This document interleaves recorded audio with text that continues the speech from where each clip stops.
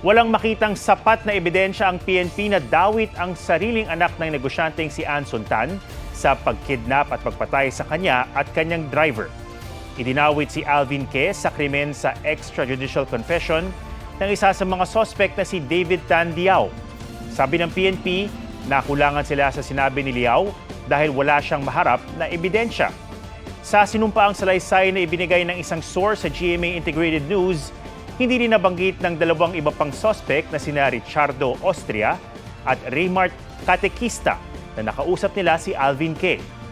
Hihilingin ng PNP Anti-Kidnapping Group sa Department of Justice, tatanggalin na si Alvin Ke sa respondent sa kidnapping at pagpatay sa negosyante. Sabi naman ng abogado ni Alvin Ke, ikinagulat ng pamilya Ke ang ulat na idinadawit si Alvin sa krimen. Patuloy raw na nakikipag-ugnayan ng pamilya Ke sa mga otoridad at ibinibigay ang anumang impormasyong hawak nila na makatutulong sa pagkamit ng hustisya para sa ama.